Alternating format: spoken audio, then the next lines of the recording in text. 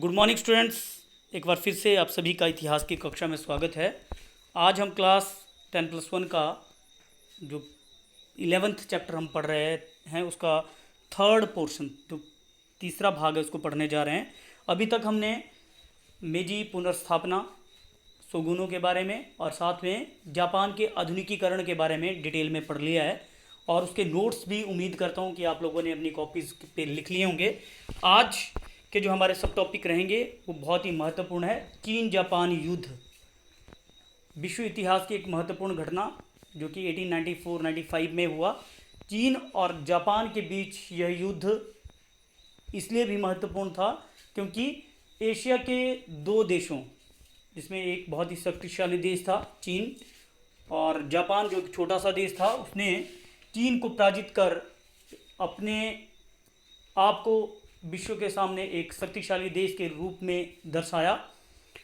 यह युद्ध 1894 ईस्वी में आरंभ हुआ और 1895 ईस्वी में शिमोनास्की की संधि के द्वारा यह युद्ध समाप्त हुआ। शिमोनास्की की संधि दोनों देशों चीन और जापान के बीच में हुई और इस संधि के बाद यह युद्ध समाप्त हो गया।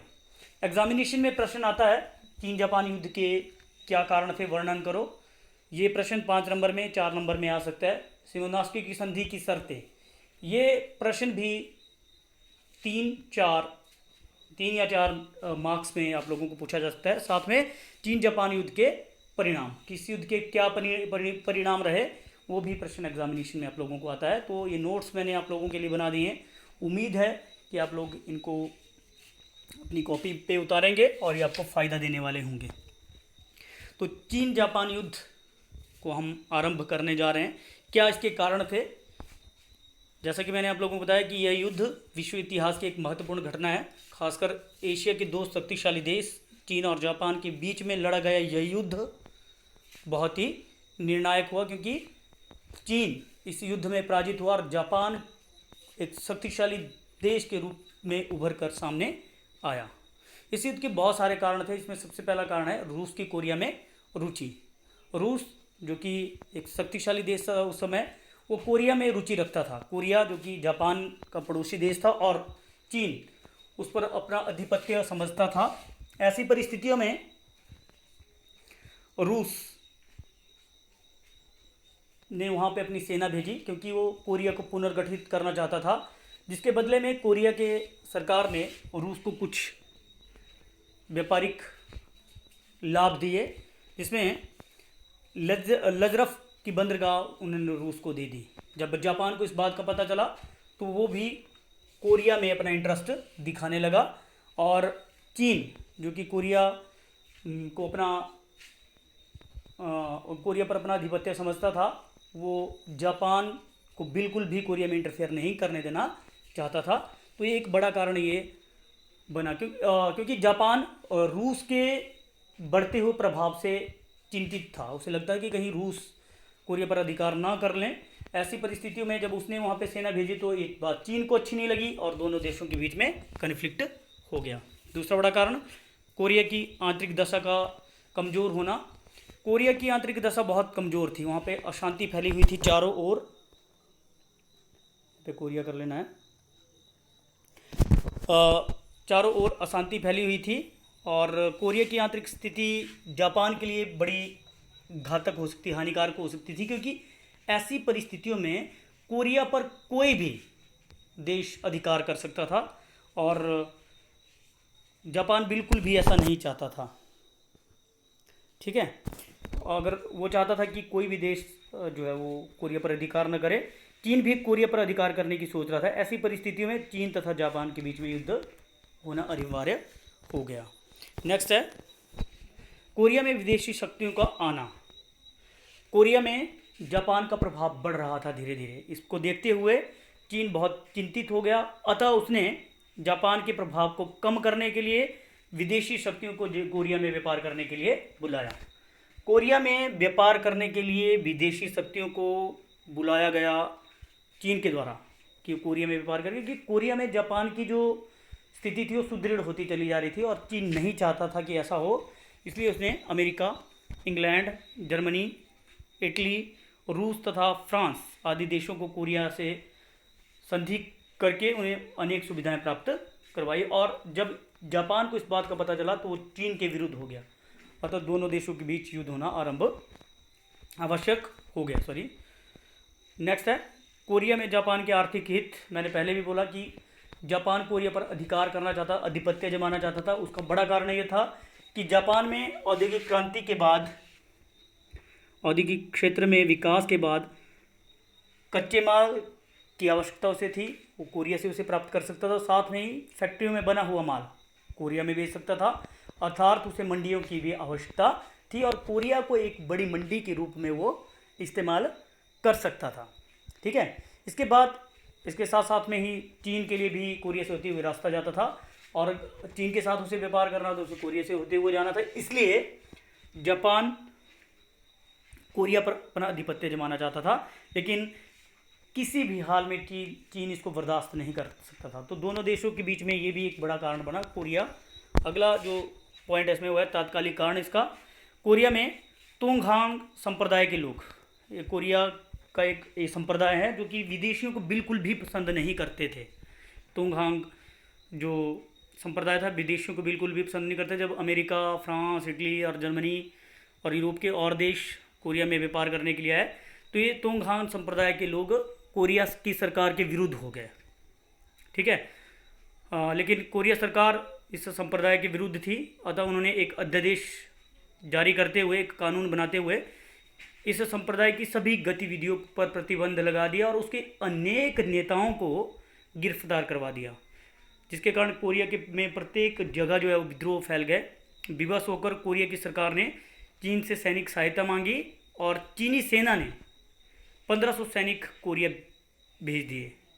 जब जापान को इसकी सूचना मिली तो उसने भी अपनी सेना कोरिया की राजधानी सियोल में भेज दी और वहाँ के राजा को उसने बंदी बना लिया। जापान की सेना ने कोरिया के राजा को बंदी बना लिया, अतः दोनों देशों के बीच युद्ध होना आरंभ हो गया और यह युद्ध 1894 ईस्वी में आरंभ हुआ।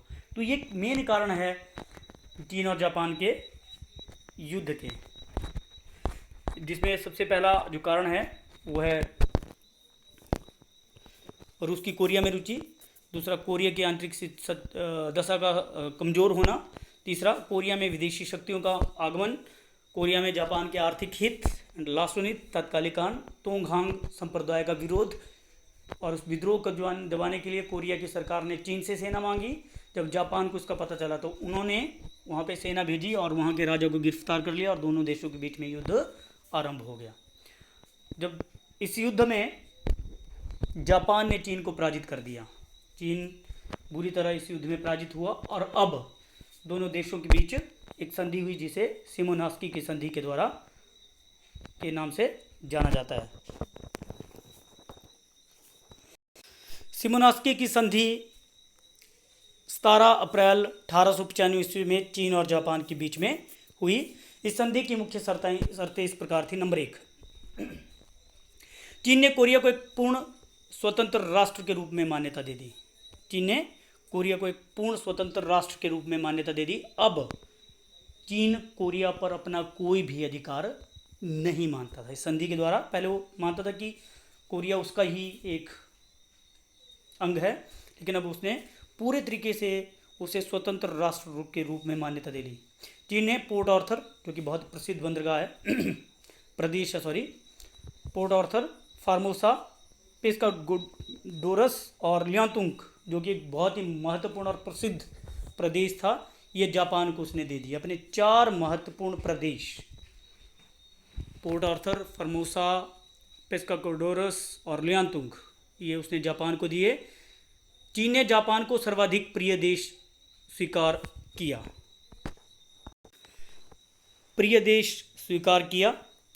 चीन जापान को सर्वाधिक प्रिय देश स्वीकार करेगा, ये चीन ने मान लिया।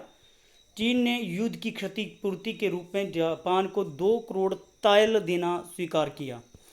चीन जापान के व्यापार के लिए अपनी 5 बंदरगाहें सांसी, सोचाओ, चोंगकिंग तथा हंगचाओ खोलेगा। जब तक कि चीन युद्ध की क्षतिपूर्ति की राशि जापान को नहीं चुकाएगा, उसकी एक और बंदरगाह जापान के पास रहेगी।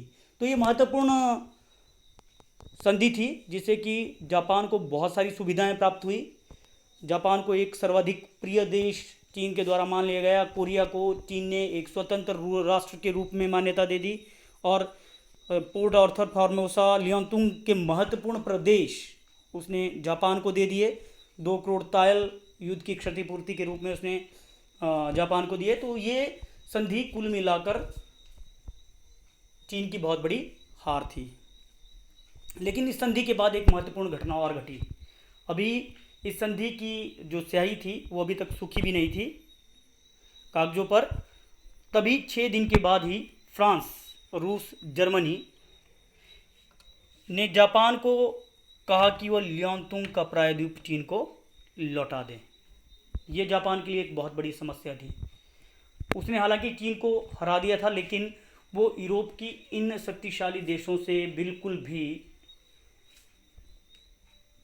टकराव नहीं कर सकता था, टक्कर नहीं हो सकती थी, क्योंकि ये बहुत शक्तिशाली देश थे।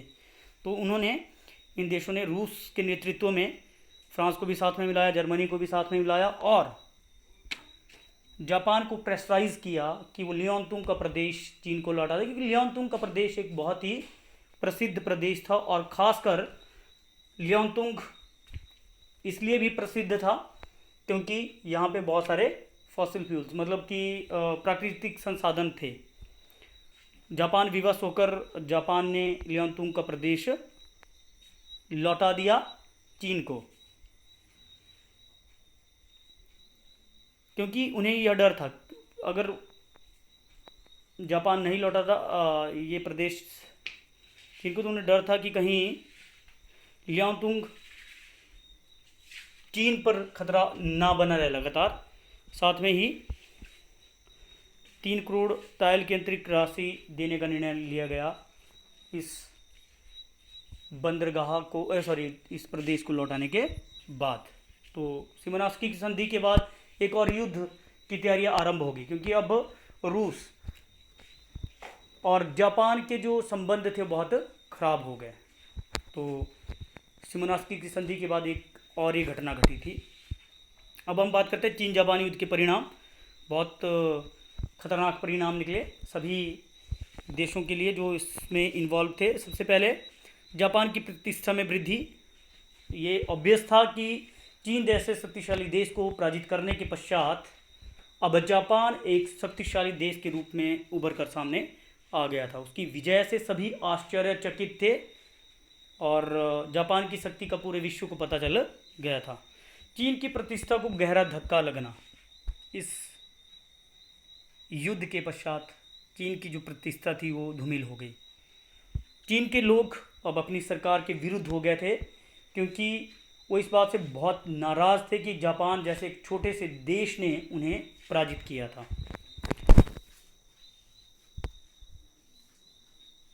इसके बाद चीन में सुधार आंदोलन आरंभ हुए, क्योंकि वे जापान की भांति वहाँ के जो लोग थे वो जापान की भांति चीन में भी आधुनिकीकरण करना चाहते थे और सुधार करना चाहते थे। इसलिए वहाँ पे सुधारों के लिए विद्रोह आरंभ होने लग गए। लेकिन मानचू सरकार, जो वहाँ की सरकार थी, वो सुधारों के बिल्कुल भी पक्ष में नहीं थी। परिणाम स्वरूप चीन में सरकार विरोधी सुधार आंदोलन चल पड़े। बहुत सारे आंदोलन उस समय चीन में आरंभ हो गया। चीन में यूरोपीय शक्तियों का प्रभुत्व। अब ये सभी देशों को पता चल गया था कि चीन एक कमज़ोर देश है। उससे पहले तो चीन को एक शक्तिशाली देश के रूप में सभी मानते थे, लेकिन अब चीन की जो कमजोरी है वो सभी देशों के समक्ष आ गई थी और अब वो चीन में रियायतें आरंभ उन्होंने कर दी। मतलब इसको आप चीन की लूट भी कह सकते कि बहुत सारे देश, चाहे वो यूरोपियन थे, अमेरिका जैसे देश थे, उन्होंने चीन से बहुत सी रियायतें लेना आरंभ कर दिया। चीन में यूरोपीय शक्तियों का आगमन के बाद हमने नेक्स्ट है जापान रूस शत्रुता। मैंने पहले ही बोला था कि शिमोनोसेकी संधि के पश्चात रूस जापान के विरुद्ध हो गया, जापान रूस के विरुद्ध हो गया। यहाँ पे उल्टा कर दिया, जापान रूस के विरुद्ध हो गया। क्यों? क्योंकि जापान को कन्विंस करते हुए रूस ने लियोंगतुंग का प्रदेश उससे छीन लिया, जिसके कारण जापान रूस से नाराज हो गया। और यही कारण था कि दोनों देशों के बीच में 1904-1905 ईस्वी में युद्ध हुआ, जो कि एक बहुत महत्वपूर्ण युद्ध है। यह युद्ध 1904 ईस्वी में जापान और रूस के बीच में हुआ, जिसके बारे में हम अगली क्लास में पढ़ेंगे। उम्मीद है कि आप लोगों को ये वीडियो पसंद आई होगी। इसमें आज जो हमने पढ़ा फटाफट से रिकैप्चुलेट कर लेते हैं।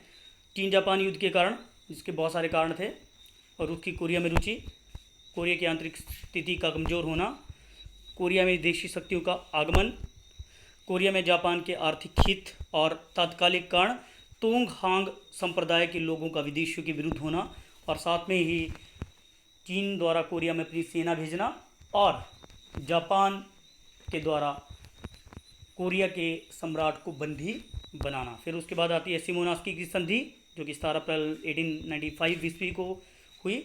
इसमें चीन ने कोरिया को स्वतंत्र राष्ट्र के रूप में मान्यता दे दी। सर्वाधिक प्रिय देश उसने जापान को स्वीकार किया। अपने 4 महत्वपूर्ण प्रदेश उसने जापान को दिए। 2 करोड़ तैल देने का निर्णय लिया और 5 बंदरगाह जापान को चीन से प्राप्त हुए सिमोनोस्की की संधि के बाद। अभी हमने पढ़ा कि इसकी संधि की अभी स्याही भी नहीं सूखी थी कि तब तक रूस ने अन्य यूरोपियन साथियों के साथ मिलकर जापान से लियांतुंग का प्रदेश छीन लिया। फिर आते हैं चीन जापान युद्ध के परिणाम। जापान की प्रतिष्ठा में बहुत सारी वृद्धि हुई। चीन की प्रतिष्ठा को गहरा धक्का लगा। चीन में सुधार आंदोलन आरंभ हुए और चीन में यूरोपीय शक्तियों का प्रभुत्व स्थापित हुआ। और लास्ट, जापान और रूस के बीच में शत्रुता पैदा हुई, जिसका परिणाम निकला कि दोनों के बीच 1904-05 ईस्वी में एक युद्ध हुआ, जिसके बारे में हम नेक्स्ट क्लास में पढ़ेंगे। उम्मीद है कि आप लोगों को ये पसंद आया होगा। अगर पसंद आया है तो लाइक और सब्सक्राइब जरूर करें चैनल को। साथ में ये नोट्स जो आप लोगों को भेजे हुए हैं वो भी आप लोग अपनी कॉपी पे उतार लें। Thank you and have a nice day.